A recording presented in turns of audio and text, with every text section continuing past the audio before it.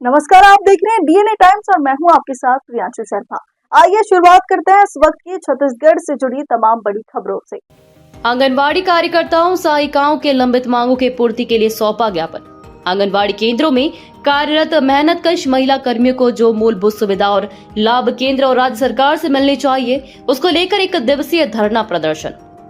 नियमितीकरण। पंचायती राज के अधीन छत्तीसगढ़ राज्य में पंचायत कर्मी, शिक्षा कर्मी, स्वास्थ्य कर्मी, पंचायत सचिवों जैसे मानसेवियों को सरकार नीति बनाकर उन्हें नियमित शासकीय कर्मचारी कर चुकी है, लेकिन हम आंगनबाड़ी कार्यकर्ता सहायिका विगत 50 सालों से कार्यरत हैं, लेकिन हम आज भी मानसेवी नहीं है। आपसे हमारी अनुरोध है कि सभी आंगनबाड़ी कार्यकर्ताओं सहायिकाओं को नियमित करते हुए शासकीय कर्मचारी घोषित किया जाए। जीने लायक वेतन। शासकीय कर्मचारी घोषित करने तक आंगनबाड़ी कार्यकर्ता को 21,000 और सहायिका को 17,850 जीने लायक वेतन स्वीकृत किया जावे। साथ ही वर्तमान में कार्यकर्ताओं को प्राप्त मानदेय 10,000 रुपए का 85% राशि सहायिकाओं के लिए स्वीकृत किया जाए। सेवानिवृत्ति पश्चात पेंशन ग्रेजुएटी।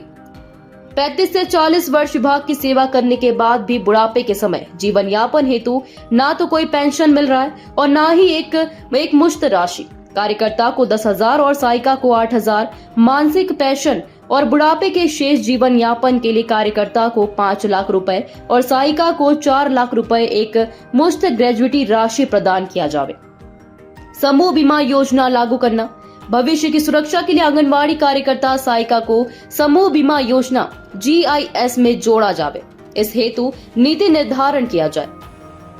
अनुकंपा नियुक्ति। कार्यकर्ता सहायिका के आकस्मिक मृत्यु होने पर परिवार के एक सदस्य को अनुकंपा नियुक्त किया जावे। महंगाई भत्ता। मानदेय को महंगाई भत्ता के साथ जोड़ा जाए। महंगाई भत्ता स्वीकृत किया जाए। पदोन्नति बाबत। वर्षों से अल्प मानदेय में कार्यरत आंगनबाड़ी कार्यकर्ताओं सहायिकाओं को पदोन्नति के पद रिक्त होने के बाद भी 50% का प्रतिबंध होने के कारण इन्हें इसका लाभ नहीं मिल पा रहा है। 50% का बंधन को समाप्त किया जाए और कार्यकर्ता को बिना उम्र बंधन के वरिष्ठता क्रम में बिना परीक्षा के सुपरवाइजर के रिक्त 100% पद पर लिया जाए। इसी तरह सहायिकाओं को भी 50% के बंधन को समाप्त कर कार्यकर्ता के पद रिक्त होने पर 100% वरिष्ठता क्रम में कार्यकर्ता के पद पर पदोन्नति किया जाए। सभी केंद्रों में गैस सिलेंडर और चूल्हा प्रदान किया जाए और इसकी नियमित रिफिलिंग की व्यवस्था सुगम बनाया जाए। महोदय, बढ़ते महंगाई के इस दौर में हम आंगनबाड़ी कार्यकर्ता सहायिका आर्थिक रूप से मानसिक रूप से परेशान हैं। विभागीय काम के अलावा भी कई सारे हमसे काम किए जाते हैं, जिसके कारण विभागीय काम में बाधा उत्पन्न होती है। आशा करते हैं कि हमारी मांगों का निराकरण करेंगे।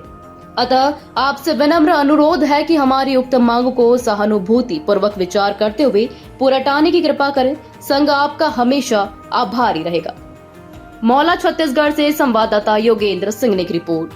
मुख्य मांग जो है वो 2 ही है। एक है पंचायत कर्मी जो अधीन है, पंचायत अधीन में जो आता है पंचायत कर्मी, स्वास्थ्य कर्मी, पंचायत सचिव, इन सबको पंचायती राज के तहत नियमितीकरण हो गया है, लेकिन हम लोगों को अभी तक नियमितीकरण नहीं दिया गया है। हम लोगों को अभी तक मान सेवी ही बोला जा रहा है और मानदेय मिलता है, हमको वेतन नहीं मिल रहा है। तो हम सरकार से यही आग्रह कर रहे हैं कि हमें नियमितीकरण दिया जाए। अगर नियमितीकरण नहीं दिया जाए तो हमें एक जीने लायक, क्योंकि केंद्र सरकार हमें सिर्फ 4,500 रुपए दे रही है। कितना दे रही है? 4,500। क्या 4,500 में हमारा गुजारा होता है क्या? बाजार जाओ तो 500 रुपया, 1,000 रुपया ऐसी खर्च हो जाता है सब्जी भाजी खरीदने में। तो 4,500 में क्या होगा जी? केंद्र सरकार को 60% देना है, राज्य सरकार को 40%। तो राज्य ने तो अपना थोड़ा बहुत योगदान पिछले हड़ताल में हमको दिया ही है, लेकिन केंद्र सरकार अभी तक हमारे पक्ष में कुछ भी बोल नहीं रही है कि हमें कुछ मिलना चाहिए, कुछ नहीं मिलना चाहिए। अभी तक दोनों जगह, केंद्र में भी और राज्य में भी, दोनों जगह एक ही सरकार है, हमारी भाजपा सरकार, जिसको हम लोग क्या बोलते हैं, डबल इंजन की सरकार। लेकिन अभी तक न जी हमें विष्णुदेव साई जी हमें कुछ बोले हैं कि उनकी सरकार आएगी तो हम लोग ये देंगे वो देंगे। हमें उनकी सरकार आने पर कोई भी आश्वासन नहीं मिला है, नहीं हमें कुछ देने की उन्होंने अभी तक बात कही है। तो हम उनसे यही बोलना चाहेंगे कि हमें केंद्र से और राज्य से दोनों से हमारा हक हमें मिलना चाहिए।